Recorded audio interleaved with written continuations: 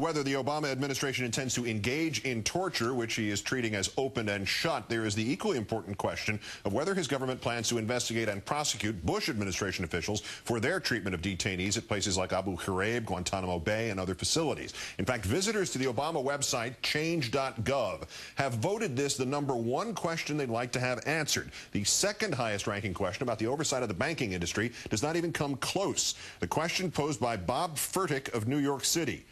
Will you appoint a special prosecutor, ideally Patrick Fitzgerald, to independently investigate the gravest crimes of the Bush administration, including torture and warrantless wiretapping? This afternoon on that website, the Obama transition team categorizing that question as one it has, quote, previously answered, posting an answer given by Vice President-elect Biden during a December 21st interview, quote, the questions of whether or not a criminal act has been committed or a very, very bad judgment has been engaged in is something the Justice Department decides. Barack Obama and I are, President-elect Obama and I are not sitting thinking about the past.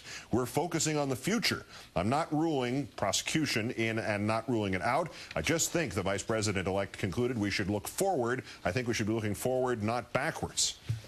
We always look forward to the presence of John Dean, Nixon White House counsel, author of Broken Government, joining us now from Los Angeles. John, good evening. Good evening, Keith. The Vice President-elect's contention that investigating torture is something the Justice Department decides. If you've only been following the Justice Department for the last 8 years and you just assume it's a political branch of the president's party as opposed to an actual independent prosecutorial force, does that sound a little strange? Is it possible that they're leaving it up to the Attorney General thinking he'll make the right choice? Well, it's interesting, if they indeed have made that policy decision in their web answer, it's really going to confront Eric Holder in his confirmation hearing next week with addressing and responding to Congress as to what they're going to do about torture. There has been, relative to justice, not necessarily with Mr. Holder, but on the blogosphere, there's been a lot of buzz during the week about some of the other appointments at justice. Should we be looking into their identities, their backgrounds, their comments on this thing to determine, try to guess whether or not, whether it's the Attorney General who decides, whether the President-elect who decides, whether or not the Obama administration winds up investigating or prosecuting torture? Well, we have seen some announcements, indeed, that suggest that people who have no tolerance for this kind of activity. For example, a lot of these problems started with the Office of Legal Counsel. The nominee that Obama has suggested, Dawn Johnson, to head that office is somebody who has no tolerance for torture, somebody who has indeed been very outspoken about her opposition to the things that have come out of the Office of Legal Counsel. So, indeed, there are some hints coming out as to the direction they're headed. Tuesday of this week, John Conyers, the Democrat of Michigan, introduced legislation that would set up what he called as a National Commission on Presidential War Powers and Civil Liberties. It would have subpoena power. It would have a $3 million budget. But you have this extraordinary economic circumstance that we're in, and the stimulus package to try to sell to whoever is reluctant about it. Healthcare system is obviously a key ingredient.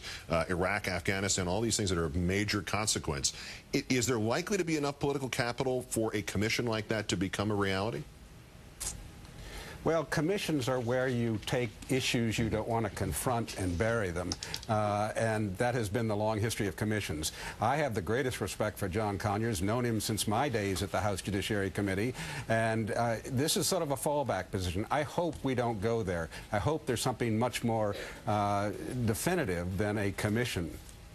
What do you make, speaking of being definitive, was there a definitive answer contained in the suddenly reposted quote from Vice President-elect Biden about this? Because I would think anybody reading that would suggest that the tone of it is, yes, that is an already answered question, and the answer was we are looking forward and not backwards, which would suggest no prosecutions.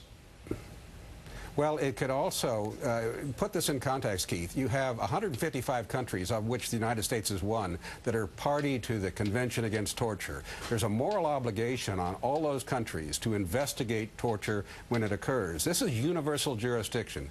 Torture is considered right up there with genocide. And so if the United States passes on their moral obligation to investigate this, other countries are likely to step in, and this is going to be a huge embarrassment for the Obama administration. So maybe what they're saying is we are going to toss this to Holder, let him decide what to do with it, and that will defer the issue at least from other countries starting an investigation.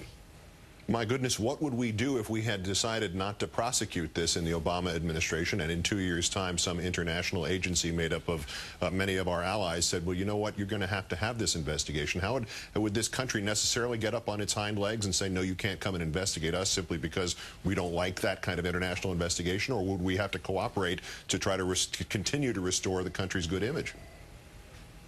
I think at that point we'd be forced to do something ourselves. It would be, you know, this is a terrible international incident that's waiting to happen. There are a number of prosecutors who have already made hints in foreign countries that they're going to not let this issue drop. So if the United States does drop it, we're going to be confronted with a real incident. Goodness. John Dean, author of Worse Than Watergate and Broken Government. As always, John, great thanks. Have a great weekend. Thank you, Keith.